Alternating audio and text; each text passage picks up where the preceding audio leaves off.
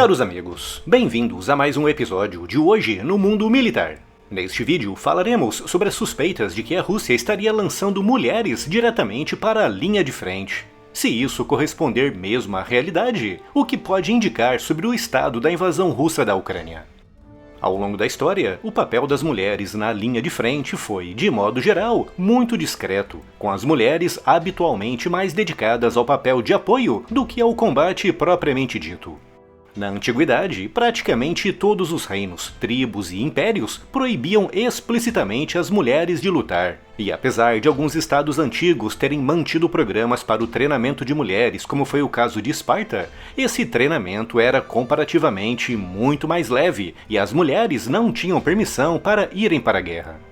Durante a Idade Média e o Renascimento, manteve-se a proibição para as mulheres irem à guerra, raríssimas exceções, como foi o caso de Joana d'Arc, que se destacou ao liderar exércitos franceses contra a invasão inglesa da França durante a Guerra dos 100 Anos. A partir do século XIX, com o aparecimento de armas de fogo cada vez mais letais, e com guerras cada vez mais amplas e destrutivas, como foi o caso da Guerra Civil Americana, com grandes porções da população masculina sendo lançada diretamente no combate, as mulheres foram cada vez mais convocadas para tarefas de apoio, principalmente para cuidados médicos, com muitas se destacando também no papel de espiãs. No século XX, durante a Primeira Guerra Mundial, a primeira guerra industrial da história, as mulheres, apesar de proibidas de combater, foram essenciais para o esforço de guerra, assumindo o papel dos homens nas fábricas, liberando a população masculina para se dedicar aos combates.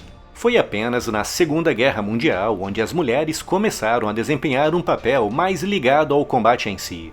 Além de terem sido essenciais nas fábricas, tal como foram na Primeira Guerra Mundial, alguns países criaram as chamadas unidades auxiliares, aproximando muito as mulheres da linha de frente, como foi o caso dos Estados Unidos através do WAC, sigla em inglês para Corpo Feminino do Exército, e do Reino Unido através do ATS, sigla em inglês para Serviço Territorial Auxiliar.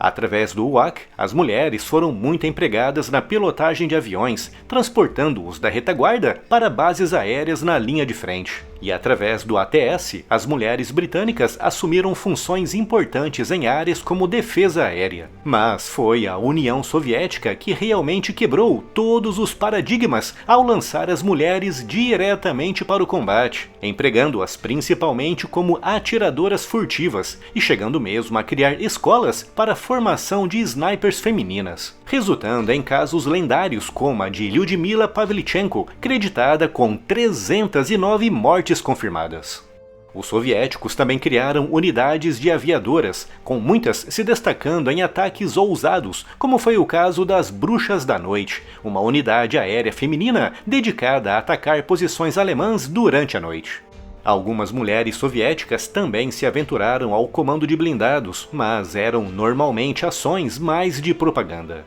No entanto, na linha de frente propriamente dita, nos chamados pelotões e batalhões de assalto, nem mesmo a União Soviética empregou mulheres, pois se trata de um tipo de missão com uma carga física muito mais elevada e extenuante. Agora, no século XXI, as mulheres já começam a se destacar em algumas missões de combate, mas ainda de forma comparativamente bem mais discreta do que os homens, normalmente inseridas em unidades de forças especiais para missões especializadas ou para atuação como médicas e engenheiras de combate, com Israel se destacando no emprego de mulheres para sua defesa, o único país no mundo onde o serviço militar, com uma duração de 2 anos, é obrigatório para as mulheres. Mas para a primeira linha de ataque, para a chamada linha de contato, não há nenhum país no mundo com o hábito de enviar um elevado número de mulheres. Ou, pelo menos, não havia, com cada vez mais evidências indicando que a Rússia pode estar empregando mulheres nos seus pelotões de assalto.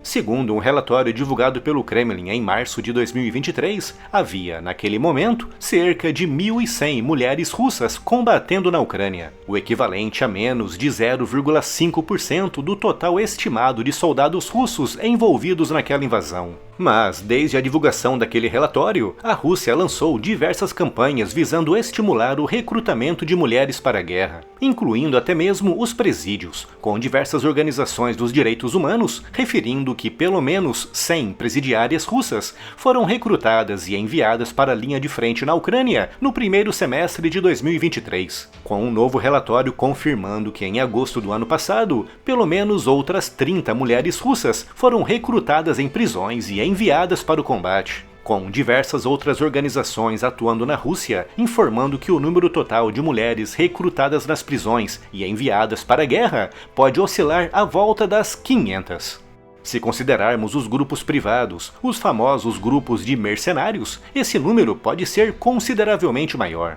O grupo Yastreb, criado e mantido pela estatal russa do gás Gazprom, recrutou pelo menos uma centena de mulheres em 2023, algumas delas em prisões russas. Fazendo um apanhado geral de todas essas várias fontes, estima-se que o número de mulheres russas atualmente destacadas na invasão da Ucrânia pode estar oscilando à volta das 2.500 combatentes, mas não se conhece exatamente o papel delas naquela guerra. Mas alguns vídeos recém-divulgados nas redes sociais mostram mulheres russas inseridas em um pelotão de assalto sendo atacadas por drones ucranianos. O vídeo é muito gráfico e por isso não posso compartilhá-lo aqui, mas vocês podem vê-lo no perfil do canal no X, o antigo Twitter. O link está na descrição.